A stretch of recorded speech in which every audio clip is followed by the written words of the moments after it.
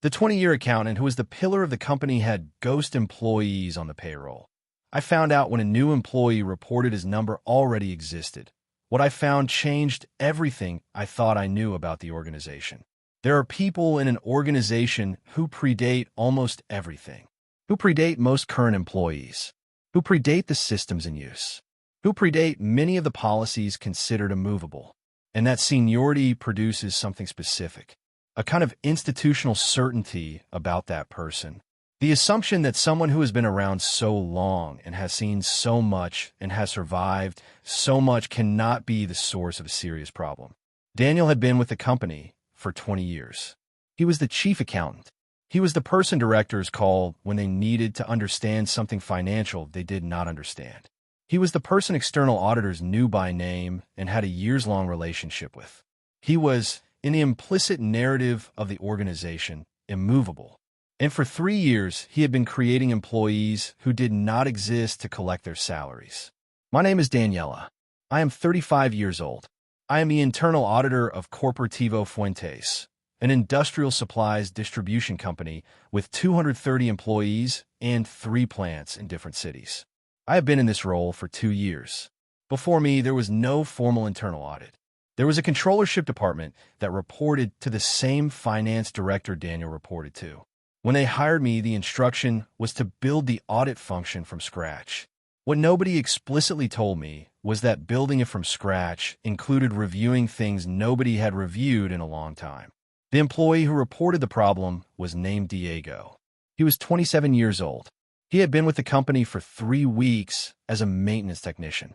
Diego approached me on a Monday morning with the discomfort of someone who is not sure whether what they are about to say is important or whether it is a waste of time.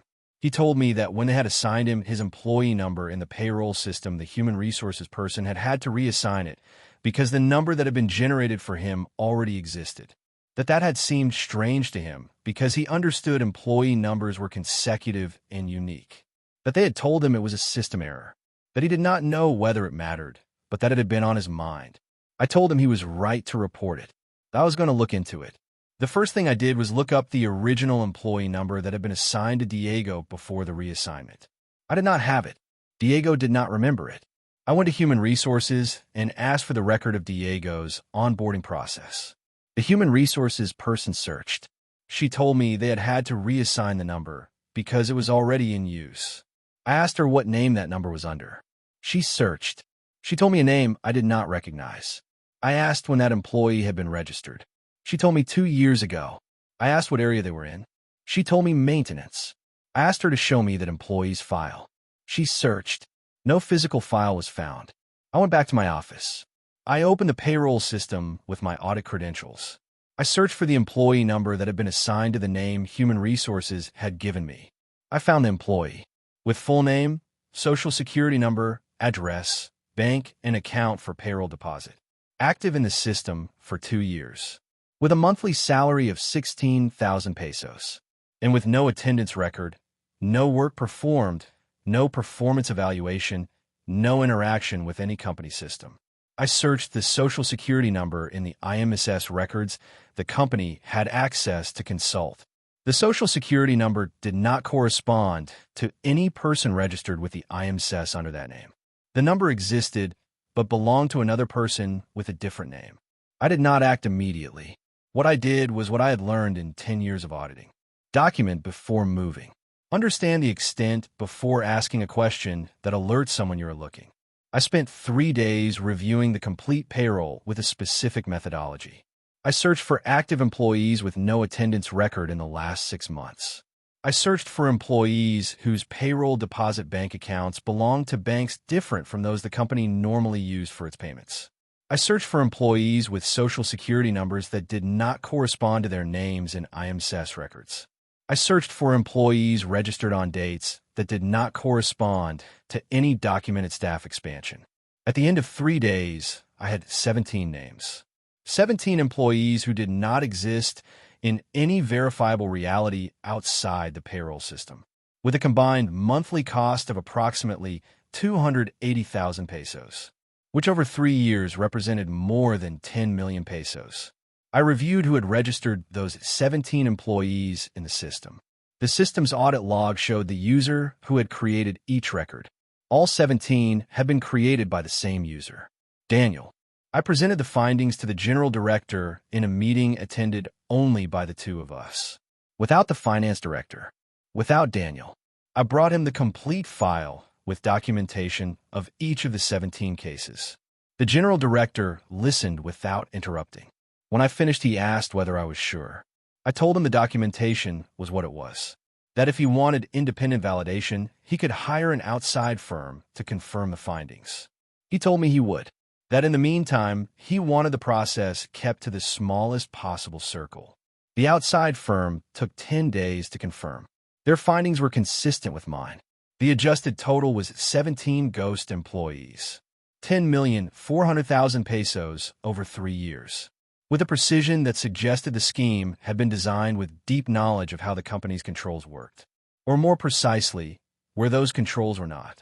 The confrontation with Daniel occurred with the general director, the company's attorney, and me present. Daniel arrived at that meeting not knowing what it was about. When the general director put the findings in front of him, Daniel looked at the documents for a time. He did not deny it immediately. He did not build an elaborate defense. What he did was something I did not expect.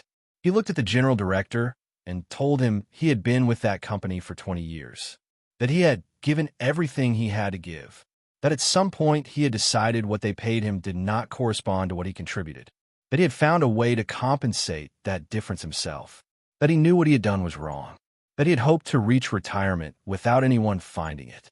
That response was one of the most honest and most complicated a process that I have heard in my career, not because it justified what he had done, but because it revealed something about how Daniel had arrived there that was more complex than the simple image of a criminal. He was a 62-year-old man who had made a profoundly wrong decision from a place of accumulated resentment, who had acted from that place for 3 years, and who, when discovered, did not try to pretend it was something else. Daniel was let go that day. Legal proceedings were initiated. The money recovery process is long, and its results are uncertain given that part of the funds is no longer traceable. The finance director was subjected to a review of his management that determined he had not had knowledge of the scheme, although there had been negligence in his supervision that had created the space where the scheme had been able to operate. What we implemented afterward was a set of controls that in a company of that size should have existed before. Separation of functions in the employee registration process. Whoever approves the payroll registration cannot be the same person who creates the record. Mandatory monthly reconciliation between the payroll and IMSS records verifying that each active payroll employee has a valid and corresponding Social Security number. Quarterly payroll audit by internal audit with cross-referencing of attendance and performance. Annual review by outside firm of the entire payroll. Those controls did not exist before because trust in Daniel had substituted the structure that should have made them unnecessary. What cost me most of this entire process was something that has nothing to do with the numbers or the processes. It was seeing the general director's face when he fully understood what had happened. Not only the fraud, the person who had committed it, 20 years of relationship, 20 years of trust, and the question that type of discovery always leaves. What else did he not know? Not about Daniel specifically, about the people he trusts, about the spaces where he has not looked because he trusted he did not need to look. That question has no simple answer. It only has controls that make the answer less necessary. What I want you to take from this story has very practical parts for anyone in a management, administration, or supervisory position in any organization. The first, a person's seniority in an organization is not a control. It is a factor that can increase trust. And trust is not a control. Trust is the space where controls are not. The second, separation of functions in sensitive processes, especially in payroll, treasury, and vendor payments, is the most basic and most frequently absent control in mid-size organizations. Whoever creates a record should not be able to approve it. Whoever approves a payment should not be able to process it. Those simple separations mean any scheme requires the participation of more than one person, which exponentially increases the risk of detection. The third, internal audit functions need real independence from the area they audit. A controllership function that reports to the same director as the area it supervises is not audit. It is supervision with a conflict of interest. If this story impacted you, comment. Do you believe a person's seniority in an organization creates specific blind spots in supervision, or do you believe controls should apply regardless of how long someone has been there? Like if you believe separation of functions and financial processes should be mandatory in any organization regardless of size. Subscribe for more real stories. Share with someone who is in a management or administration position and who might benefit from reviewing their basic financial controls. Practical tip. If you have access to your organization's payroll as part of your work, or as a director, do a simple verification once a year. Cross-reference active payroll employees with those registered with the IMSS. Any employee active on payroll who does not have a valid and corresponding Social Security number in the IMSS is a red flag requiring immediate review. That verification takes less than 2 hours and can detect exactly the type of scheme described in this story.